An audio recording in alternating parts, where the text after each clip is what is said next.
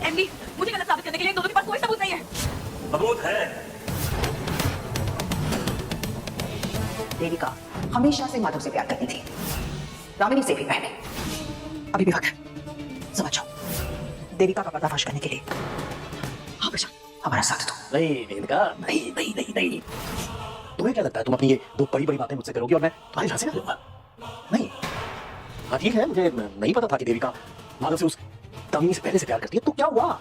सुनो, लेकिन उसने मुझसे एक डील की है कि वो भले ही माधव और उसके बेटे को चाहे कोई नुकसान ना पहुंचाए, लेकिन उसकी जायदाद के पेपर्स मुझे ला कर देगी और माधव दास को सड़क पिलाने में मेरी मदद करेगी। तुम देख लेना।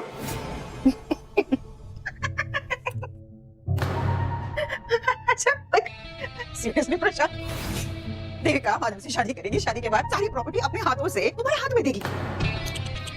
बुरा लग रहा तुम्हें देखकर? उसने तुम्हें बेवकूफ बनाया और तुम बेवकूफ बन भी गए। अपने हाथ से अपनी तिजोरी कौन खाली करता है प्रशांत? सोचो प्रशांत, जिस लड़की ने माधव को दिमागी तौर पर बीमार करने के लिए दवाइयां दे रही है ताकि माधव पूरी तरह से उसकी मुट्ठी में आ जाए, तो वो किसी भी इंसान के साथ क्या क्या कर सकती है? प्रशांत, तुम सिर्फ एक कठपुतली हो जिसे वो अपने हाथों से नचा रही है। माधव से उसकी शादी हो जाएगी, माधव की सारी प्रॉपर्टी उसकी हो जाएगी, उसके बाद वो उस घर की मालकिन बन जाएगी, राज करेगी वो उस घर पे और घर वालों पर। प्रॉपर्टी के पेपर्स हाथ में आते ही सबसे पहले वो तुम्हें धोखा देगी और फिर भारद्वाज मैंशन से घर वालों को धक्के मार के बाहर निकाल देगी।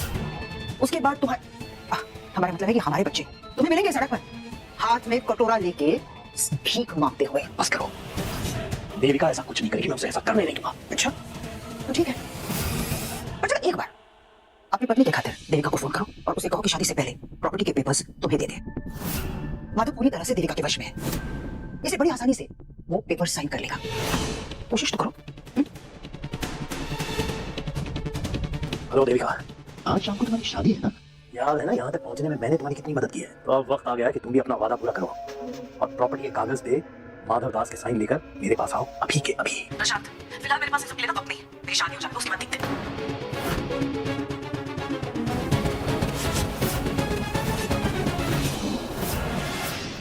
हाँ साहब जी, मेनका मैडम ने मुझे बताया था कि देविका ने उस लाश को बगीचे में छुपाया हुआ है। मुझे मेनका मैडम को कुछ लोगों ने कितनी देर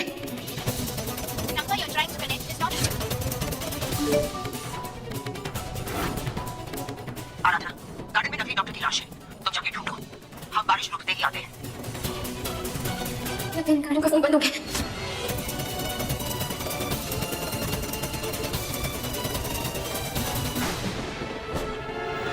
वो ना वो लाश वहीं खड़ी हुई होगी, मैं मेनका मैडम का इंतजार नहीं कर सकती। माधव, बहुत अफसोस से हमें तुमसे ये बात कहनी पड़ रही है कि देविका के इस खेल में कदम कदम पर प्रशांत ने देविका का साथ दिया था, क्योंकि वो तुमसे बदला लेना चाहता था, तुम्हें बर्बाद और बेइज्जत करना चाहता था। लेकिन आज प्रशांत ये बात समझ गया है कि देविका सिर्फ और सिर्फ इसका इस्तेमाल कर रही थी तुम्हारे प्यार को पाने के लिए। अब वो सुधर चुका है और अपना ये सच सबके सामने कबूल करना चाहता है। एमडी, ऐसा कुछ नहीं हुआ। जमाई जी, आप माना कि इस घर के साथ आपके संबंध कभी सही नहीं रहे, पर है तो आप शिवानी और आर्यन के पापा ही ना, फिर आप ऐसा कैसे कर सकते थे? दादी जी मुझे माफ कर दीजिए, अपनी आंखों पर बंधी इस दुश्मनी की पट्टी में नहीं इतना अंधा हो गया कि मैं इस देविका की बातों में आ गया। मैं बदले की आग में इतना झुलस गया कि मैं इसकी बातों में आकर इसके पाप में इसका भागीदार बन गया। मुझसे गलती हुई है माधव, लेकिन अब मेरी आंखें खुल गई हैं और मैं सबके सामने इसका सारा सच बताऊंगा।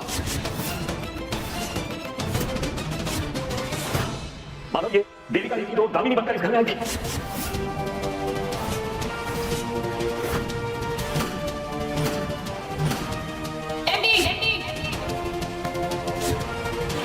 ये तुम्हारी कमजोरी का फायदा उठाकर तुम्हारे करीब आना चाहती है।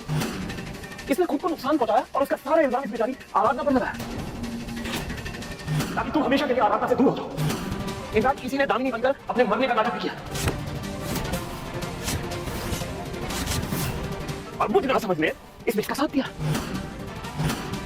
मैंने उस लाश को ठिकाने लगाने का इंतजाम किया था ताकि उसका सारा इल्जाम आराधना पर लगे और वो हमेशा के लिए जेल चल जाए। ये तुम्हारे दुखों का फायदा उठाकर तुम्हारे करीब आ गई, लेकिन सच तो यह है कि इसने आज तक जो भी इल्जाम आराधना पर लगाए वो सब झूठे हैं।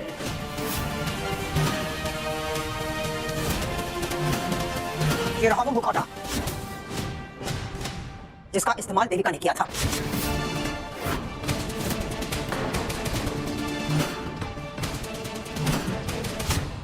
ये मुखौटा बनाने वाले का नंबर हमारे पास है माधव। अगर तुम्हें चाहिए हम वो नंबर तुम्हें दे देंगे। और ये नंबर हमने नहीं ढूंढ निकाला, आराधना ने देविका के कमरे से निकाला था। आज सिर्फ और सिर्फ आराधना की वजह से हम इस सच तक पहुंच पाए।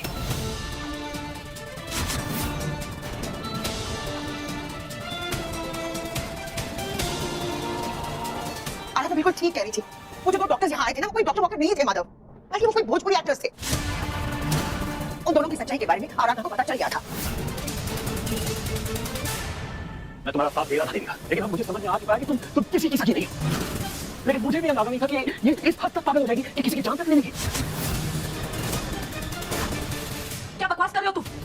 तुम मुझे डबल क्रॉस कैसे कर सकते हो? अगर वादे के मुताबिक तुम मुझे पेपर्स लाके दे देती प्रॉपर्टी के, तो ये नौबत ही नहीं आती। तो हाँ, मैंने इस सब में तुम्हारा साथ दिया, लेकिन अब मुझे एहसास हो गया है कि तुम किसी की सगी नहीं हो। और अगर तुम माधव से शादी करके हमेशा के लिए इस घर में आ गई, तो तुम तो मेरे बच्चों के लिए भी खतरा बन सकती हो। और ये मैं बर्दाश्त नहीं कर सकता। मैं अपने बच्चों की जान जोखिम में नहीं डाल सकता। मैंने इस पाप में तुम्हारा साथ दिया, लेकिन अब मैं अपने पापों का प्रायश्चित करना चाहता हूं। मैं सबको बता दूंगा कि तुम खूनी हो।